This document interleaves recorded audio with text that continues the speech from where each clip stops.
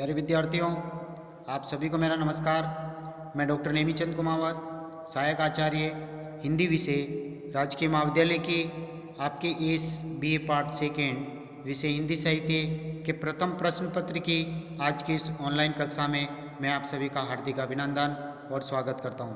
प्यारे विद्यार्थियों, जो हाल ही की जो ऑनलाइन कक्षाएं हुई है जिसमें हम आपकी पाठ्य पुस्तक के तीसरे अध्याय गहनानंद कवि के कवित्व और सवैयों का अध्ययन करते आ रहे हैं। आपकी इस पाठ्य पुस्तक में कुल 8 कवियों की कविताएं संकलित हैं। ये 8 कवि रीतिकाल से संबंधित हैं। रीतिकाल की 3 काव्य धाराएं रीतिबद्ध, रीतिसिद्ध और रीतिमुक्त कवियों काव्य धारा से ये कवि संबंधित है। जैसे पहले कवि केशवदास जी के रामचंद्रिका से संकलित 19 पदों का हमने अध्ययन किया। केशवदास जी रीतिबद्ध काव्यधारा के कवि हैं। इसी तरह से दूसरे कवि के रूप में हमने रीति सिद्ध काव्यधारा के कवि बिहारी जी का अध्ययन किया। उनकी बिहारी सतसई से लिए हुए बिहारी सतसई से संकलित 45 दोहें आपकी पाठ्य पुस्तक में, जिनका हमने पिछली ऑनलाइन कक्षाओं में विस्तार से अध्ययन किया। और अभी तीसरा अध्याय हम पढ़ रहे हैं गहनानंद कवि। ये रीतिमुक्त काव्यधारा के प्रतिनिधि कवि हैं और इनके 17 पदों तक सवैया और कवित छंद यहाँ हैं, इनका हमने अध्ययन कर लिया है। आज की इस ऑनलाइन कक्षा में उसी क्रम को जारी रखते हुए हम 18वें छंद से लेकर के 19 और 20 तक आज हम इसको पूर्ण करेंगे। तो आइए हम आरंभ करने जा रहे हैं। देखिए पहली पंक्ति 18वें छंद की। कौन की शरण जये आपूत्यों ने कहूँ पेये, सुनो सो चिते जग देया कित कुकिए। यानी कहने का तात्पर्य नायिका कह रही है कि हे प्रियतम, आपने मुझसे प्रेम किया, लेकिन अब इस वियोग दशा में मैं इस वियोग दशा को दूर करने के लिए किसकी शरण में जाऊं। कौन की यानी किसकी शरण जये, इन शरण में जाऊं। आपूत्यों, आपूत्यों यानी मेरी जैसी, ने काऊ पे हैं, अर्थात मेरी जैसी समदुखिनी कोई वियोगिनी स्त्री नहीं है जिसके पास जाकर के मैं अपनी वेदना को कहूँ और अपने दिल को हल्का करूँ। मेरी जैसी कोई दुखिनी नहीं है, केवल मैं ही दुखी हूँ हे प्रीतम आपके वियोग में। सुनो सो चिते जग, अर्थात ये सारा संसार तो मुझे सुना सुना लगता है, चिंताग्रस्त लगता है। सुनो सो चिते, चिते यानी एक तरह से चिंताग्रस्त, सारा संसार तो चिंताग्रस्त लगता है। देया कित कुके, हे देव, मैं कहाँ जाकर के अपने प्रियतम को पुकारूं, कहाँ उसकी खोज करूं।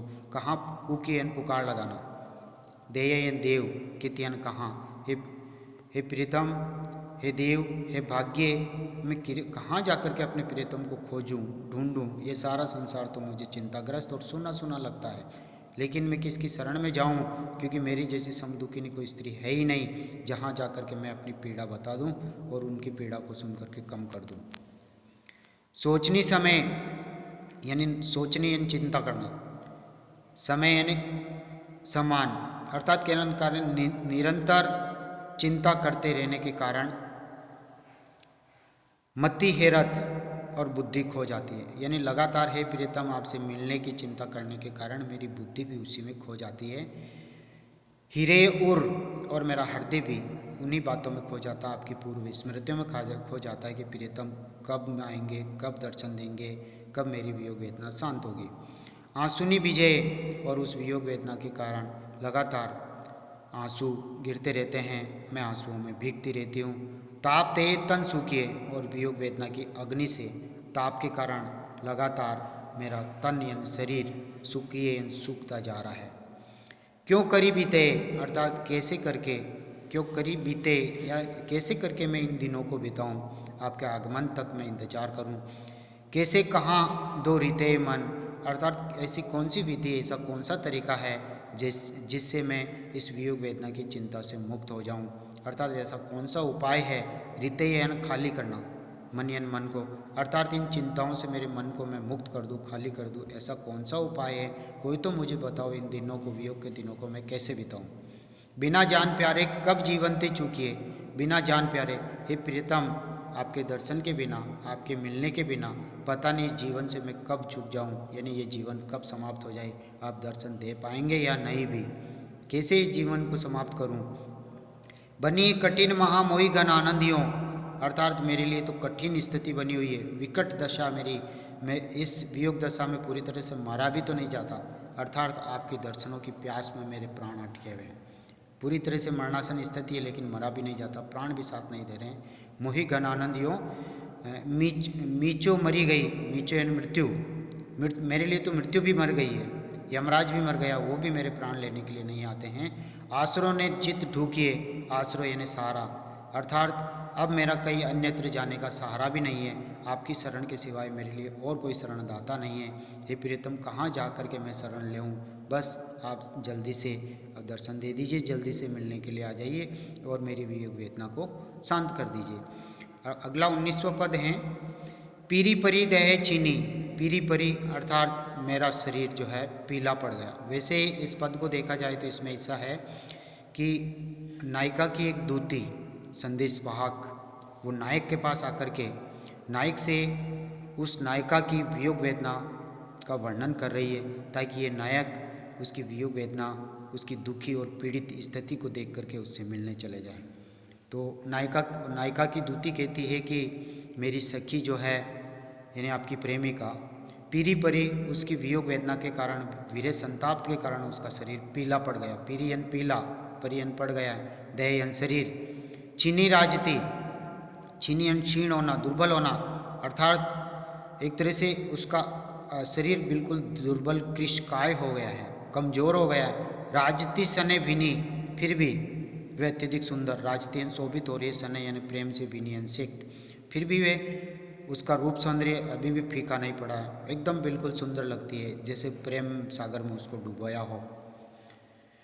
किनी है अनग, किनियन किया है, अनगयन कामदेव ने, अंग अंग रंग भोरी सी, ऐसा लगता है कि कामदेव ने ही उसको प्रेम रंग में, अंग उसके अंग प्रत्यंग को प्रेम रंग में पूरी तरह से डुबोया है, इसलिए अभी भी वह बहुत सुंदर लगती हैं, वह आपके प्रति प्रेम करती है और आपके प्रेम रंग में ही वह डूबी हुई रहती है। नैन पिचकारी जो, अर्थात उसके जो नेत्र हैं, हे नायक, हे प्रिय, आपके वियोग में उसके नेत्रों से इस तरह से अश्रुधारा प्रवाहित होती है कि मानो कोई पिचकारियाँ छोड़ रहा हो। चलियो करे रेन दिन, अर्थात लगातार जैसे कोई रात और दिन पिचकारियाँ छोड़ रहा हो, उसी तरह से उनके नेत्रों से अश्रुधारा प्रवाहित हो रही है आपके वियोग में। बगराए बारनी फीटती जगजोरी सी, बगराए यानी बिखेरे हुए, खोले हुए, बारनी यानी बालों को, फिरती जगजोरी सी, जगजोरी हुई यानी जिसने किसी ने उसे दुखित कर दिया है, पीड़ित कर दिया है, यानी वो अस्त व्यस्त होकर के बालों को खोल करके इधर उधर वो भटक रही है आपके वियोग में, आपकी खोज में। कहों लो बखानो, कहों लो यन कहाँ तक, बखानो यन वर्णन करूँ मैं, घन आनंद दुहेली दशा, हे प्रीतम, हे घना आनंद देने वाले, हे प्रिय, आपकी प्रेयसी की इस वियोग वेदना में दुखद स्थिति का वर्णन मैं कहाँ तक करूँ, कहाँ नहीं जा सकता, वह अवर्णनीय है। फागमयी भई, फागमयी का तात्पर्य कि वह आपके प्रेम रंग में पूरी तरह से रंगी हुई है, सर्वांग रूप से डूबी हुई है। जान प्यारे वे भोरी सी, वे भोली भाली हैं, इसलिए आपके प्रेम रंग में पूरी तरह से डूब गई है। आप इस तरह से निर्दयी निष्ठुर न बने, आप उसके ऊपर दया करके उनसे मिलन के लिए जरूर चाहें। तिहारे निहारे, हे प्रीतम, आपके निहारने से, आपके दर्शन मात्र से, वो आपके दर्शनों के लिए वैसे उत्कंठित रहती है। तो तिहारे निहारे यानी आपके दर्शन करने से बिन प्राणनी करती हो रहा, आपके बिना दर्शनों के एक तरह से उसके जो प्राण हैं एक तरह से वियोग वेदना में जल रहे हैं, इस तरह से जल रहे हैं। करती हो रहा यानी उतावली, अर्थात आपके मिलन के लिए उसके प्राण, उसका मन सदैव उतावलापन में रहता है कि कब प्रीतम आए और कब वो दर्शन दे। यदि आपने दर्शन नहीं दिए तो वो वियोग वेदना की आग में जल करके राख हो जाएगी। देखिए अगली पंक्ति में, वीरे अंगारणी, और आपकी वियोग वेदना में एक तरह से अंगारों की भांति वो जल रही है। मगारी, मगारियाँ जलाकर, कि वियोग वेदना के अंगारों में अपने आप को जला करके राख कर देगी और इस तरह से जलेगी कि ये होरी सी, यानी उसका हृदय वियोग वेदना में इस तरह से जल रहा है जैसे होरी सी, यानी जैसे होलिका का दहन हो रहा हो। और होलिका का दहन में एक तरह से जो चने जिस तरह से भुने जाते हैं उसी तरह से वियोग वेदना में उसका मन भुना जा रहा है और एक तरह से प्राण त्याग देगी। इसलिए हे नायक, आपको वहाँ जा कर के प्रिया से मिलना होगा, उसकी वियोग वेदना को आप दर्शन दे करके दूर कर दीजिए। अंतिम पद घनानंद जी का 20वां पद देखिए, हम आरंभ करने जा रहे हैं 20वें पद को।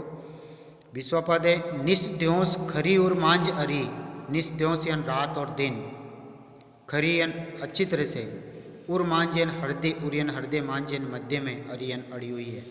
छवि रंग भरो अर्थात कहने का तात्पर्य आनंद देने वाली, शोभा वाली, सुंदर रूप वाली मूर्ति। मुरी चाहनी की, मुरियन मूर्ति हुई, चाहनी यानी देखने की इच्छा, यानी यहाँ पर एक नायक की प्रेमिल दशा का चित्रण है, एक तरह से वियोग वेदना का चित्रण है। उसकी जो प्रेमिका है और वो कमर पे हाथ रखते हुए मुस्कुराते हुए नायक की ओर दृष्टिपात करते हुए मुड़ करके वो चली गई, यानी संयोग के क्षणों का अंतिम पल जब नायिका कमर पे हाथ रख करके मुड़ करके नायक को मुस्कुराते हुए देख करके चली गई, तो मुस्कुरा करके देखने की जो छवि है वो छवि नायक के हृदय में बस गई और उससे वे पीड़ित है और उस नायिका की वियोग वेदना में वो व्यथित है। तो देखिए, निष्दोष रात और दिन खरी और मांझरी, यानी उसकी स्मृति पूरी तरह से वास्तव में मेरे हृदय में अड़ गई है, जम सी गई है। छवि रंग भरी और उसकी वह सुंदर शोभा जो प्रेम रंग से भरी हुई, अत्यधिक आनंद देने वाली वह शोभा। मुरी चाहनी की, मुड़ियन मुड़ की, यानी मुझे देखते हुए मुड़ करके जो गई है, ऐसा ऐसी सुंदर शोभा मेरे हृदय में बस गई है। तक्की मोड़नी त्यों, तक्की यानी एक तरह से मुड़ कर के इस तरह से उसने देखा, मोड़नी यानी मुड़ते हुए, त्यों चक ढोर रहे, चक यानी नेत्र, चक्षु, ढोर रहे यानी जिस तरह से उसके साथ हो लिए, यानी जिस समय उसने मुड़ कर के मुझे देखा उसी समय से मेरे नेत्र उसके साथ हो लिए, यानी कहने का तात्पर्य उसी को ही देखना चाहते हैं, उसी नायिका के रूप सौंदर्य में ही मेरे मन उसके पीछे लग गए हैं, मेरा मन मेरे पास नहीं है, नेत्र उसके पीछे हो लिए। डरी को ये ढोरनी वाहन की, डरी को यानी ढल गया, ये हृदय, ढोरनी वाहन की, कहने का तात्पर्य ढोरनी का मतलब ढल जाना। जिस तरह से गाय मवेशियों को हम घेर इकट्ठा करते हैं एक लाठी के बल पे, उसी तरह से वो एक ही रास्ते की ओर जाते हैं, उसी तरह से मेरे नायक कह रहा कि मेरे नेत्र भी मवेशियों की भांति उसी प्रवाह में बह गए हैं, यानी उसके रूप सौंदर्य के प्रवाह में ही बह गए हैं, उसी के साथ हो लिए, नज़र हटाए से भी नहीं हटती। चट्टी दे कट्टी पे, चट्टी यानी शीघ्रता से, झटके के साथ, कट्टी पे यानी कमर पर, बट्टी प्राण, बट्टी यानी बल दे करके, यानी वह नायिका शीघ्रता से कमर पे हाथ रख करके बल दे करके मुड़ करके हंसते हुए जैसे ही वो आगे बढ़ी, प्राण गए गति सो, अर्थात मेरे प्राण, मेरा मन अत्यधिक शीघ्रता के साथ उसके प्रति मोहित हो गया, आकर्षित हो गया। सो मति में अवगाहनी, अर्थात मति में यानी बुद्धि से, एक तरह से मति यानी मन में, उसी के रूप सौंदर्य में मेरा मन भी तन्मय हो गया। डूब अवगानी यानी डूब जाना, उसके रूप सौंदर्य में पूरी तरह से मेरा मन भी डूब गया। घन आनंद जान लखी, जब ते जक लागिए मोही कराने की, घन आनंद कवि कह रहे हैं यहाँ पर, यानी घना आनंद देने वाले कवि कह रहे हैं। जान लखी, जान यानी प्राण, लखी ने देखा है, जब मैंने अपने प्राणों से प्रिय मेरी प्रियतमा को जब मैंने देखा है, इस स्थिति में कमर पे हाथ दे करके शीघ्रता के साथ मुस्कुराते हुए मुड़ करके चले जाने की जो एक तरह से जो चेष्टाएं हैं, उन्हीं चेष्टाओं में मेरे प्राण बसे हुए, मेरे नेत्र उसी के पीछे हो लिए हैं और मैं रात और दिन वही छवि मेरी आंखों में और हृदय में बसी हुई है। तो घन आनंद जान लखी, लखी ने देखा है, जब मैंने देखा है तब से जक लागी है, जक यानी रट लगी हुई है मोह कराने की, और इस वियोग वेदना में तब से वह नायक करा रहा है, पीड़ा भोग रहा है, यानी इस प्रेम की आसक्ति में जो भावभंगिमा हुई नायिका की, उस भावभंगिमा के रूप सौंदर्य से ही नायक लगातार करा रहा है। तो प्यारे विद्यार्थियों, घनानंद कवि जो रीतिमुक्त काव्यधारा के कवि हैं, इनके घनानंद ग्रंथावली से जो जिसके संपादक विश्वनाथ प्रसाद मिश्र जी हैं, उसमें से 20 पद यहाँ संकलित हैं और किसी ऑनलाइन कक्षा में हमने 2 पद पढ़े हैं। जैसे आरंभिक जो 4 पद थे उसको हमने एक ही ऑनलाइन कक्षा में पढ़ा, सरल थे, सहज थे, छोटे थे, और कुछ पद जो बड़े हैं, भाव गंभीर हैं, उसमें तो हमने 2-2 पद एक एक लाइन में पढ़े। और आज की जो 2 ऑनलाइन कक्षाएं हुई है, इसमें दोनों ऑनलाइन कक्षाओं में अभी हाल ही की 2 ऑनलाइन कक्षाएं जिसमें हमने 3-3 पदों का अध्ययन किया।